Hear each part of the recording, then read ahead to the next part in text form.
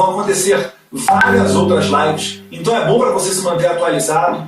Muitas pessoas me perguntam e reclamam da falta de informação, então tá aqui o nosso canal, a nossa transparência, tá? A doutora Karina Arcufa tem conduzido esses trabalhos, a gente sabe que é árduo, mas vale lembrar que Jair Bolsonaro mesmo defendia que o partido não fosse criado para as eleições desse ano, para que não se repetisse o problema dos caroneiros que nós tivemos no PSL. Jair Bolsonaro tem um nome forte, as pessoas cada vez mais têm se expressado, né, em ideias convergentes com a dele. Tem aqui dois representantes, né, a Ines Leus do Paraná, Sargento Lima de Santa Catarina, pessoas que defendem essas mesmas ideias. Então, eu acredito que, formando o partido para 2022, haverá o tempo necessário para que a gente faça um filtro, e bem como essa ideia dos cursos para que nós tenhamos parlamentares amanhã eleitos com maior intimidade com a sociedade, sabendo defender as bandeiras corretas que nós defendemos, né? Inclusive, Aline, você estava falando da rede social sua que é pequena, foi ideia da Karina Arcufa, tá? Fazer essa mescla, pegar alguém com a rede social maior e um outro federal com a rede social um pouco menor, para que pudesse, né, apresentar para as pessoas nas redes sociais quem são esses outros que fazem o seu bom trabalho, tá aí com 3 robôs aí do lado, porra. Esse aí de braço cruzado aí, 380 não adianta não, hein? Tem que ser de 40 pra cima, hein?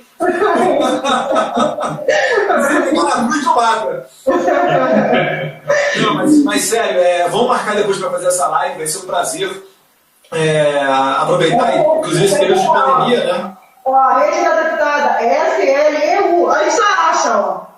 Pô, também quero. Uhum. E também deixar um aviso para as pessoas que estão achando que 2018 foi um tsunami que elegeu Jair Bolsonaro e que esse tsunami já passou. Eu penso de maneira contrária. Eu acho que depois de 2018 nada será igual. A gente está vendo aí, por exemplo, o WhatsApp. Eu vou dar o exemplo do WhatsApp, mas serve também para as outras redes sociais. O WhatsApp, antigamente, ele tinha um envio ilimitado, né? Você podia encaminhar a mesma mensagem ilimitadamente para centenas de grupos. O que o WhatsApp fez? Restringiu para apenas 5. Agora, isso no período eleitoral, tá? Eu já conto isso aí como um efeito de Jair Bolsonaro. Agora, o WhatsApp está novamente restringindo o encaminhamento de mensagens para apenas um destinatário. Repara, ele nem quer saber se é fake news ou se não é fake news. Ele está restringindo para um destinatário. A pergunta que eu faço, alguém arredou o pé do WhatsApp? O Twitter bloqueou, excluiu postagem do presidente. Alguém aí ficou menos estimulado? Eu acredito até que é pelo contrário, né? A pessoa ficou mais indignada e cada vez mais essa robozada não para de crescer, né? Eles se enganam achando que vão fazer com o CPMI da fake news nos intimidar. Estão indo aí para cima de um assessor meu que tinha um perfil anônimo de humor chamado Bolsofeios. Eles sempre nos acusam de fake news, mas eles não mostram um post sequer. Sabe por quê? Porque o Bolsofeios era um perfil que botava foto minha quando eu era cabeludo, tinha 15, 16 anos de idade, tirava um sarro ali. Quem quiser botar no Google e ver lá nas imagens, né, posts Bolsofeios, vai ver do que eu estou falando.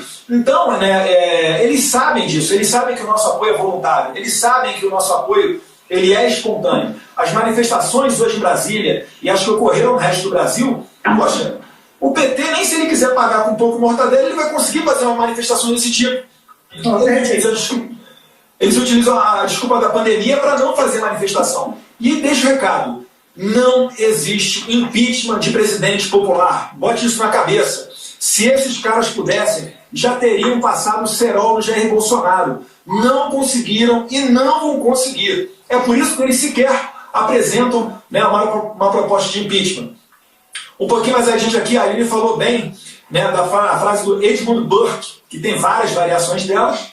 A que eu conheço é: para que o mal prevaleça, basta que os bons silenciem. Essa é uma frase excelente do filósofo, escritor, político irlandês, que ele norteia, inclusive, deve nortear os futuros presidentes de diretórios municipais e estaduais. Por quê? Várias vezes a gente vai se deparar com a seguinte situação. Tem aqui um candidato querendo entrar na aliança que é quase certo de ser eleito. E ali tem um outro candidato, que é Bolsonaro até embaixo d'água, mas que talvez não tenha tanta notoriedade, tanto destaque na sociedade para ser eleito. A dica, meus caros, pega o menorzinho, mesmo sem chance de ser eleito, porque o que interessa são as boas ideias e as boas pessoas. Não adianta nada você colocar ali o campeão de voto, que amanhã vai se transformar numa Peppa Pig da vida, né? Ela que tem feito aí um papel, inclusive agora indo ao encontro aqui do que disse a Aline Sleusch, né?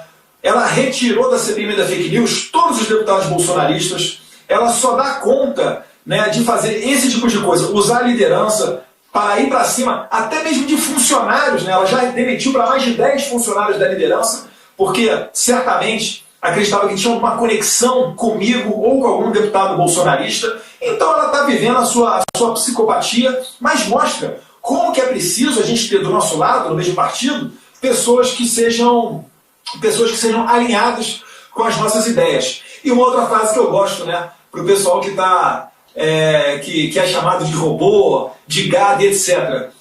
Winston Churchill, ele falava o seguinte, abre aspas, você tem inimigos? Parabéns, isso significa que você fez alguma coisa na sua vida, né? Ninguém aqui está querendo passar a vida inteira apenas sendo um isentão. E indo para o final, né? O partido, gente, ele é só um dos flancos da nossa guerra, né? Se vocês olharem hoje essas manifestações populares é que demonstram como o Bolsonaro tem moral, como é que ele está grande, como é que ele tem prestígio junto à população. E ali não são vereadores, deputados, senadores tão somente que estão fazendo essas manifestações. É o povo na rua.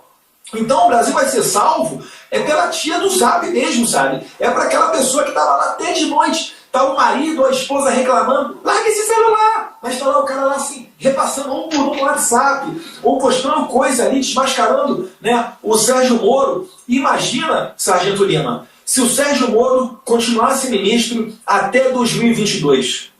Porque o Moro está se mostrando um excelente, né, sujeito político, traindo o presidente da República, mostrando 15 meses de WhatsApp, e certamente ele mostraria 4 anos de WhatsApp se ele seguisse no mandato até o final de 2022. Então foi uma grata demissão a do Moro. Quem já convivia ali nos bastidores já conseguia perceber de maneira mais forte que ele fez um bom papel no combate à corrupção, um bom papel na Lava Jato, mas como ministro realmente estava complicado, né? Botar pessoas como Ilona Zabor dentro da estrutura do executivo, né? Ser assessorado, ter assessoria de imprensa da nora da Miriam Leitão e depois assessoria de imprensa da ex-assessora de imprensa do Álvaro Dias, vai ligando os pontos. Então realmente o Moro foi uma decepção muito grande. Quem tem provas não precisa ficar horas fazendo depoimento. Ele apresentaria essa carta até mesmo para o Jornal Nacional e naquele triste capítulo em que ele printou as conversas da sua afilhada e soltou para o Jornal Nacional da Rede Globo, a gente sabe com que motivo. E o pior, Aline, no dia anterior, ele deixou vários deputados propositadamente, na minha opinião, propositadamente na mão. Por quê? Porque naquela quinta-feira, 23 de abril, deputados como Daniel Silveira, Carlos Jordi, tiveram a informação da assessoria do Ministério da Justiça que Moro não sairia do cargo de ministro. Porém, nessa mesma quinta-feira, a Folha de São Paulo estava soltando, né, uma breaking news. Moro vai sair do Ministério da Justiça. Então o que o pessoal fez? É só mais uma fake news da Folha, né? O pessoal vive querendo antecipar a demissão de ministro. Lembra lá da Eliane Cantanhede, da Globo News, que demitiu com 2 semanas de antecedência o ex-ministro Vélez, da Educação? Pois bem, na sexta-feira, enquanto ainda se aguardava com esperança de mais uma reunião entre o ministro Moro e o presidente Jair Bolsonaro para saber se chegariam a um nome comum, um nome de consenso para diretor-geral da Polícia Federal, o que o Moro fez? Foi fazer uma coletiva de imprensa, deu uma coletiva, se vocês repararem, quase nunca olhando para as câmeras, quase nunca olhando para a cara dos jornalistas, sempre olhando para baixo, lendo e etc. O que demonstra uma falta de sinceridade, bem diferente do pronunciamento do presidente Jair Bolsonaro, que 4 horas depois, e foi excelente, Jair Bolsonaro deixou 4 horas depois para que algumas máscaras mais caíssem. E aí ele veio colocando a sua versão dos fatos, totalmente convincente, falando do coração, porque quando você tem a verdade ao seu lado, você não precisa, né, ficar pensando no que vai falar e nem ficar lendo. Então esse é o recado. Obrigado pela força, Aline Sleusch. Poxa, Sargento Lima, saudade de Santa Catarina. o estado aí que talvez tenha a melhor qualidade de vida do Brasil, um povo altamente armado e altamente criminalidade muito baixíssima, né? Então esse é o recado que eu deixo, e obrigado também, Karina Kufla. Eduardo,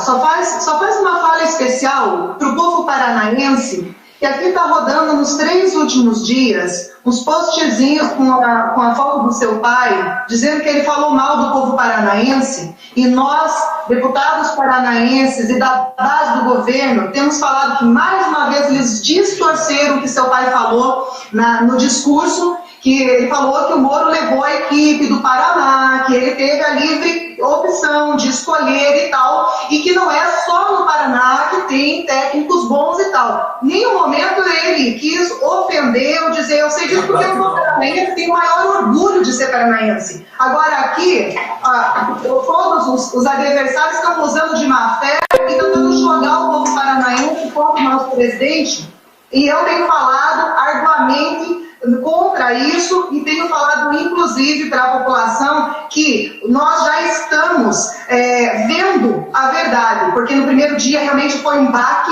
nós tínhamos uma credibilidade, uma confiança, um carinho, um respeito muito grande pelo nosso juiz Moro, pelo ex-ministro, e que as coisas, infelizmente, as máscaras caíram e enfim, a tristeza caiu aqui por terra no Paraná por alguns dias. Mas exatamente. O que acontece? Essa fala do Jair Bolsonaro, obrigado até, Aline, porque eu não sabia dessa repercussão negativa no Paraná, mas foi exatamente isso. Porque é o seguinte, o argumento utilizado para que não se permitisse que o delegado classe especial, Ramagem, fosse nomeado para diretor de Polícia Federal, é porque ele tinha uma intimidade com o presidente da República, porque os filhos conheciam o Ramagem. Aí o presidente falou, ora, e o Moro fez o quê? Quando ele assumiu o cargo de ministro da Justiça, ele levou ali com ele as pessoas que ele conhecia. Quem são as pessoas que ele conhecia? São as pessoas do Paraná.